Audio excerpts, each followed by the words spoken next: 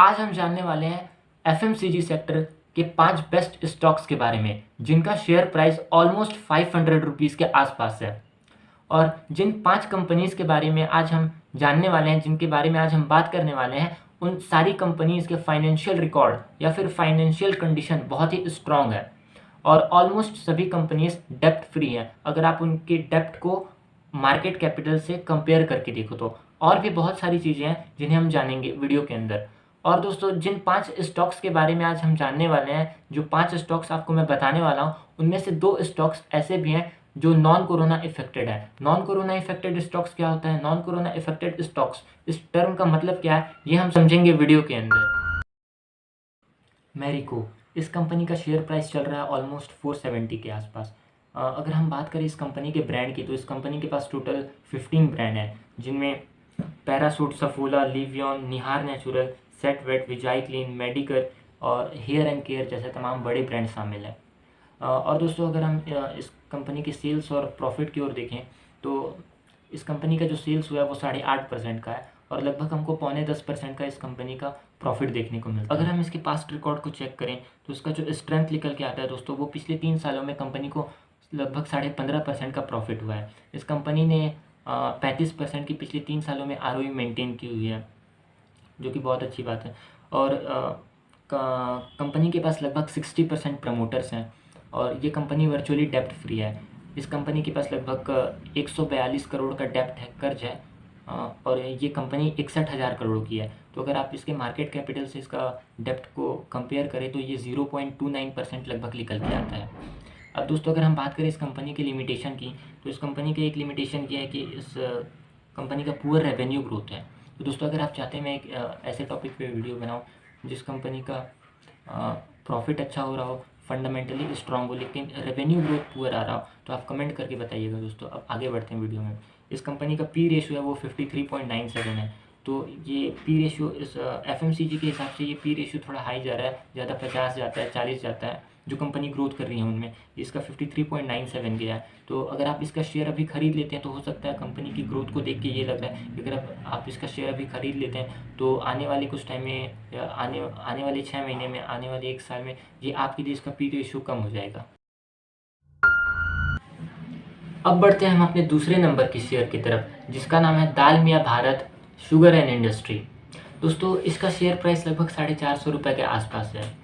और अगर आप ये सोच रहे हैं कि मैंने इस कंपनी को सिलेक्ट क्यों किया है, ये 3,500 करोड़ की कंपनी है, इसमें से लगभग 950 करोड़ का डेप्ट है, 950 करोड़ रुपए का इसके ऊपर कर्ज है, फिर भी मैंने इस कंपनी को सिलेक्ट क्यों किया, तो चलिए दोस्तों जानते हैं। दोस्तों, पहले मैं आपको ये बता दूँ, ये कंपनी फंडामेंटली बहुत ही अट्रैक्टिव है।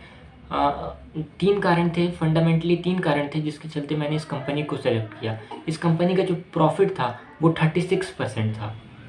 इस कंपनी का जो सेल्स है वो 27% है और ROE रिटर्न ऑफ इक्विटी 33% है। दोस्तों, यही 3 कारण थे जिसके चलते मैंने इस कंपनी को सिलेक्ट किया। ये फंडामेंटली बहुत ही स्ट्रॉन्ग कंपनी है, डेप्ट ज़्यादा है लेकिन फंडामेंटली स्ट्रॉन्ग है। तीसरे नंबर पर है CCL प्रोडक्ट। इसका शेयर प्राइस लगभग 450 के आसपास है। ये कंपनी भी फंडामेंटली स्ट्रॉन्ग है। और बात करें अगर हम इसके प्रॉफिट की, तो पिछले 3 सालों में लगभग 17.5% का प्रॉफिट हुआ है। 24% के पास ROE मेंटेन किया है कंपनी के 3 सालों में।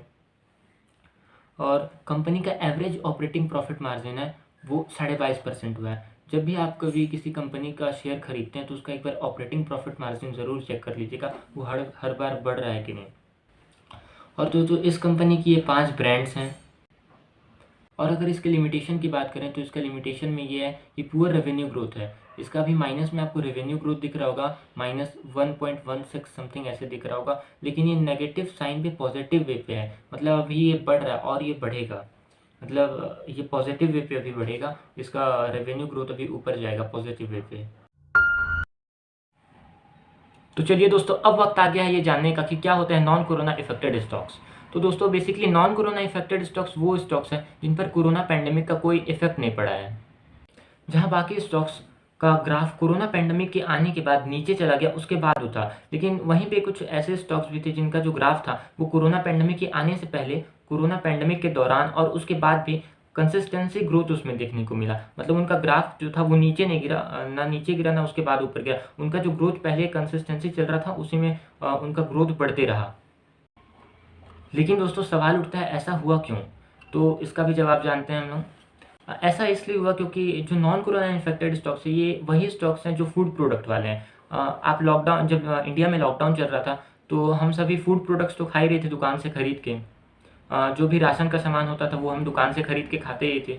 जितने भी आपके अभी किचन में चेक कर सकते हैं कि बहुत सारे ऐसे कंपनी हैं जिनके आप फूड प्रोडक्ट यूज़ करते हैं। तो आप वो लॉकडाउन में भी वो सब खा ही रहे थे, तो जिसकी वजह से उनका प्रोडक्ट बिक रहा था और उनमें ऐसी कंसिस्टेंसी देखने को मिली, उनका जो ग्राफ था वो नहीं गिरा। चौथे नंबर पे है दोस्तों एसोसिएटेड अल्कोहल एंड ब्रेवरीज।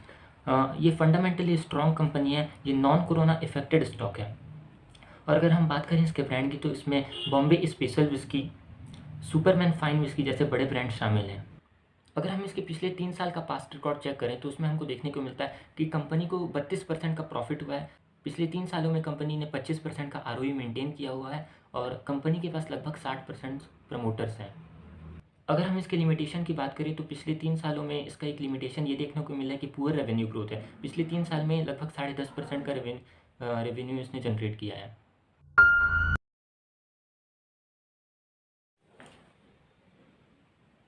तो दोस्तों जिन 5 स्टॉक्स के बारे में आज हम इस वीडियो में जाने, ये फाइनेंशियली बहुत ही स्ट्रॉन्ग है। ये इनका फंडामेंटल बहुत स्ट्रॉन्ग कंपनीज़ हैं और ये बेस्ट इसलिए हो सकते हैं मेरे लिए तो ये बेस्ट स्टॉक हैं क्योंकि इनका मैंने पीयर कंपैरिजन किया एक एक एफएमसीजी सेक्टर से। मैंने ये 5 स्टॉक पूरे पीयर कंपैरिजन से जो सबसे बेस्ट स्टॉक्स आ रहे थे वो 5 बेस्ट स्टॉक्स मैंने ये निकाले 500 रुपये के अंदर। ये लास्ट वाला डाबर इंडिया जो था वो 550 के आसपास गया था। और दोस्तों आप बताइएगा कि आपका सबसे फेवरेट स्टॉक्स इनमें से कौन सा लगा। मेरा जो सबसे फेवरेट स्टॉक्स था वो डाबर इंडिया था। आपका कौन सा ये आप कमेंट करके नीचे जरूर लाइक शेयर सब्सक्राइब कीजिएगा। दोस्तों मिलते हैं तब तक अगली वीडियो में।